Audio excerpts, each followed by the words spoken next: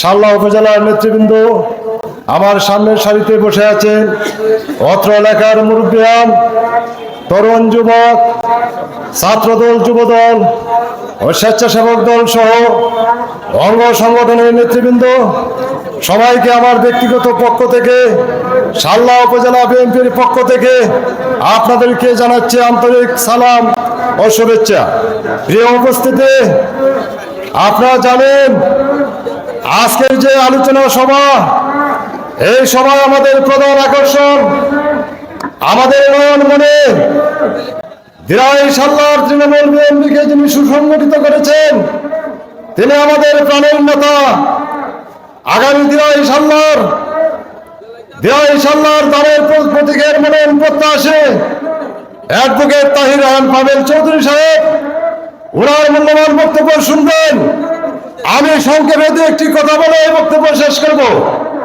সংগ্রামে উপস্থিতি, আপনারা জানেন ফ্যাসিস্ট আওয়ামী লীগ সরকারের আমলে এদেশে গুম হত্যা করে এদেশের মানুষের অধিকারকে হরণ করে নিয়ে গিয়ে সেই 5ই আগস্ট আবারও তাদের পতন হয়েছিল। সেই পতন হয়েছিল বাংলাদেশের ছাত্রদের মাধ্যমে। এমন পতন হয়েছিল তিনি পার্শ্ববর্তী রাষ্ট্রে পালিয়ে যেতে বাধ্য হয়েছে। আমরা আপনাদেরকে বলতে চাই, শহীদ জিয়ার আদর্শ, এদেশের কৃষক শ্রমজীবী মানুষের আদর্শ, আগামী এই নির্বাচনে এই আওয়ামী লীগের দুঃসাত্মদেরকে এই বাংলার মাটি থেকে বিতাড়িত করতে হবে এবং আপনাদেরকে ঐক্যভাবে কাজ করতে হবে।